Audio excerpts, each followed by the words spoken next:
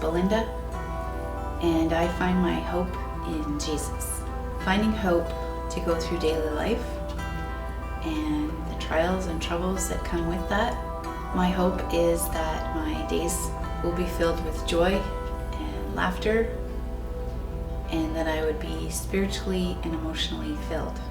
I try to do all this on my own. I find myself feeling powerless and useless and having the opposite of hope, being discouraged.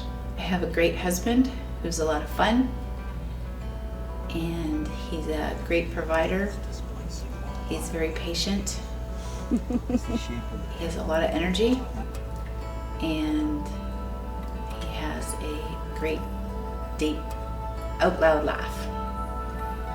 I have 3 fabulous kids who I think are pretty cute, and they just love to please mom and dad, and they're always so willing with hugs and kisses. I've been really blessed in this life, but none of that gives me the hope that I find in Jesus. 4.5 years ago, when my middle son was 6, they diagnosed him with a very rare condition called a syrinx, which was 4.5 centimeters long in his spinal column and was pushing all the nerves aside. They told us that these never shrink on their own, and it was quite scary. They told us the symptoms to watch for: paralysis in the upper limbs. And Owen and I decided to memorize this verse, his favorite verse that he picked out. With every MRI and every appointment he went through, we would pray it together and speak it out together. It was Isaiah 41:10. Do not be afraid, for I am with you. Do not be discouraged, for I am your God.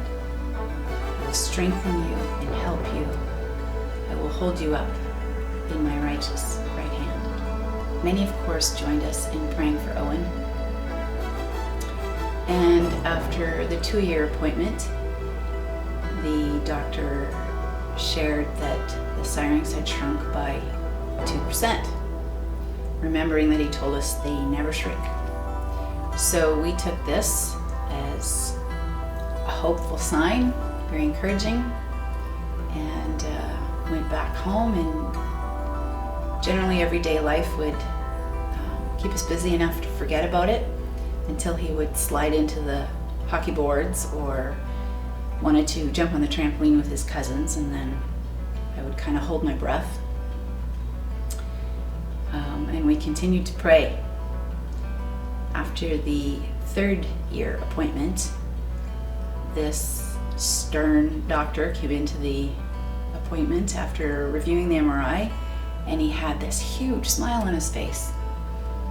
And we didn't really know what was going on, and he said, if I could take credit for this, I would.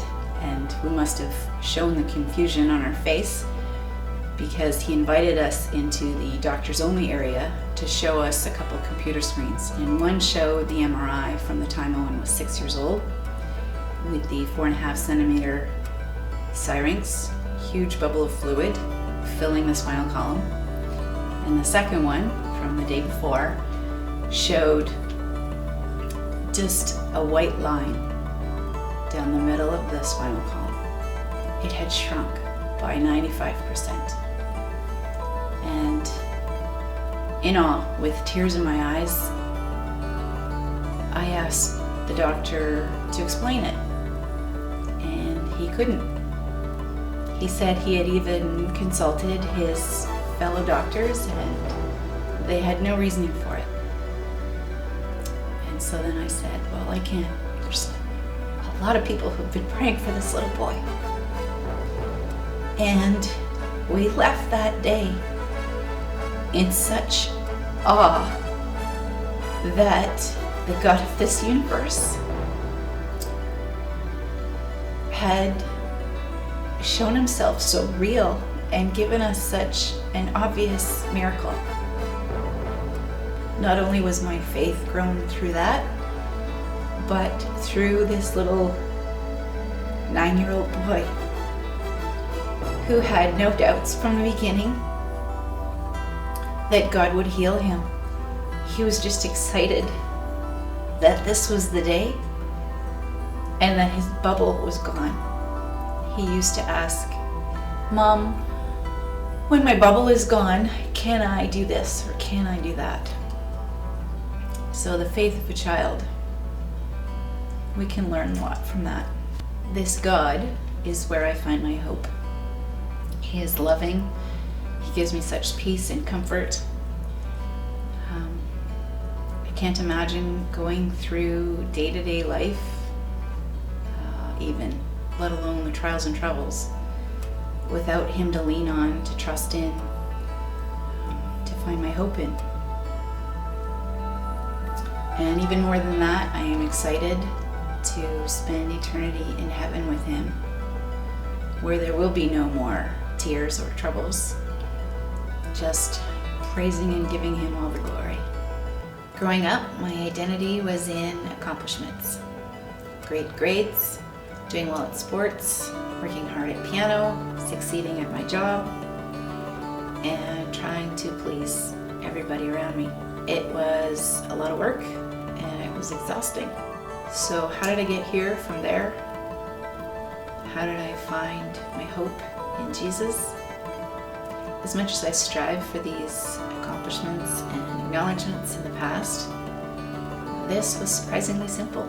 I just asked Jesus to help me, to come into my life, and to guide me.